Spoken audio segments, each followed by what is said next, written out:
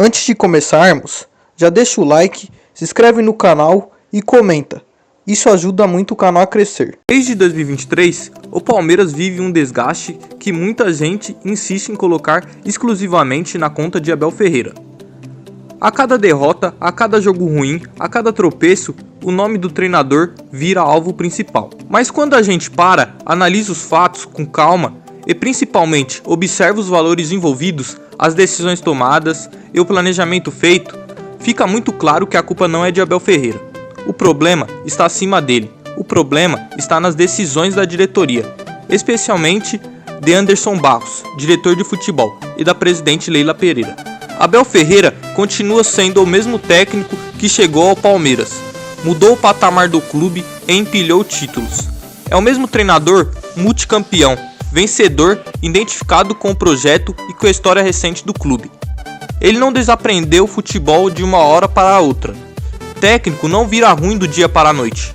O que mudou foi o contexto em volta dele.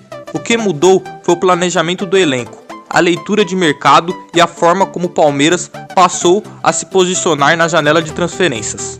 Nos últimos anos, saídas importantes aconteceram e não foram repostas à altura. Jogadores decisivos deixaram o clube e as reposições vieram como apostas caras, mal calculadas ou simplesmente não vieram. Posições carentes ficaram abertas por muito tempo, obrigando o Abel a improvisar, a mudar esquema, a usar atletas fora de função e a extrair mais do que o elenco podia entregar. Um dos casos mais simbólicos desse erro de planejamento é o de Facundo Torres. O Palmeiras pagou cerca de 12 milhões de dólares, algo em torno de 70 milhões de reais, para contratá-lo.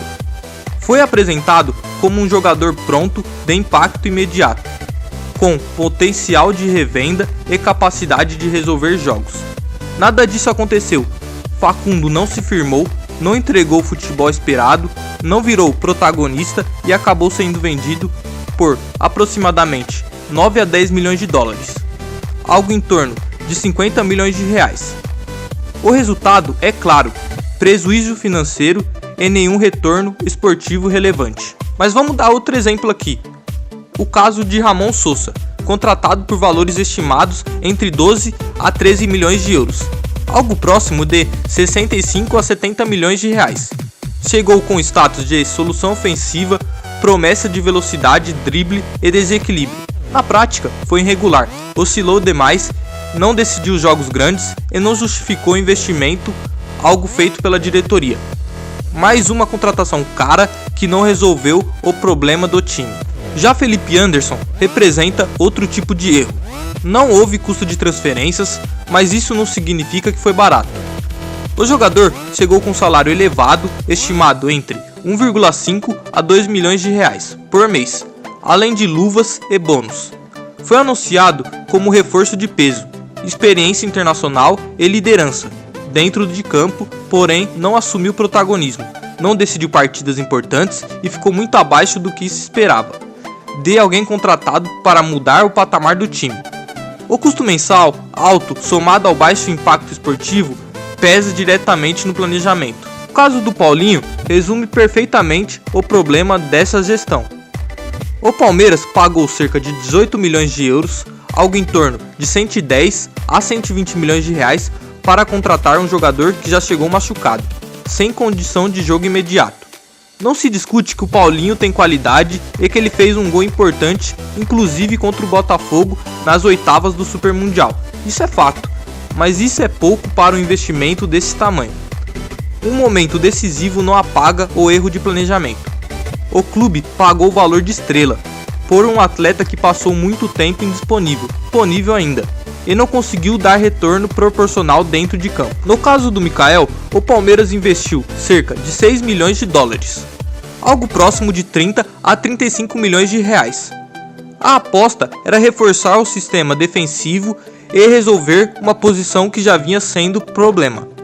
O que se viu foi um jogador que não conseguiu se firmar, não virou solução definitiva e teve retorno abaixo do esperado.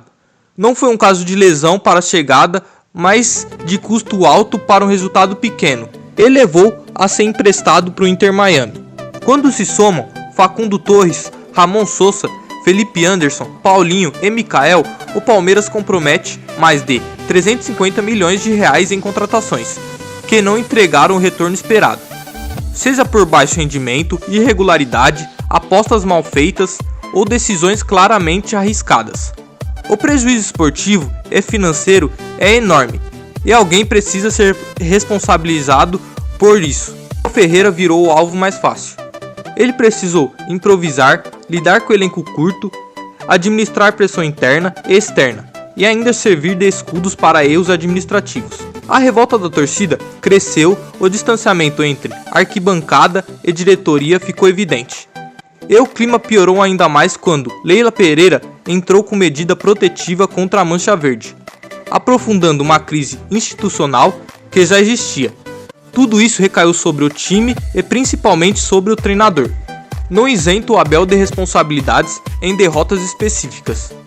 A goleada sofrida para o Novo Horizontino, por exemplo, passa sim pelo treinador.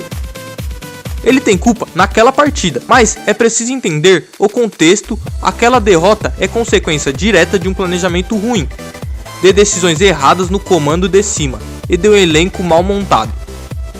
O Brasil precisa parar de queimar treinadores a cada fase ruim. Todo time passa por momentos difíceis, inclusive os grandes. O Palmeiras agora tem um clássico contra o São Paulo no sábado. Se perder, o risco de demissão do Abel é real. Mas a pergunta precisa ser feita com seriedade. Vai contratar quem no lugar dele? Quem está disponível hoje no mercado é melhor? Ou será apenas mais um técnico ultrapassado que não entende o clube, não conhece o elenco e vai começar tudo do zero? Trocar de treinador não resolve erro de diretoria. E para completar, o mercado da bola escancara ainda mais a falha dessa gestão. O Palmeiras se arrasta em negociações, demora para concluir reforços e cria verdadeiras novelas, como nos casos de Thiago Almada e John Arias. Enquanto isso, rivais diretos como o Flamengo são objetivos, rápidos e efetivos no mercado. Fecham contratações com agilidade e fortalecem o elenco sem tanta indecisão. Essa diferença de postura pesa dentro de campo, pesa no vestiário e ajuda a explicar por que o Palmeiras perdeu competitividade nos últimos tempos. No fim das contas, insistir em colocar tudo na conta do Abel e escolher o caminho mais fácil e o mais errado, o Palmeiras precisa olhar para cima, cobrar quem decide, quem negocia e quem monta o elenco. Porque técnico nenhum faz milagre sozinho. E nenhum clube se sustenta no topo quando erra tanto fora de campo. E aí, torcedor palmeirense, concorda comigo? Deixa aí nos comentários.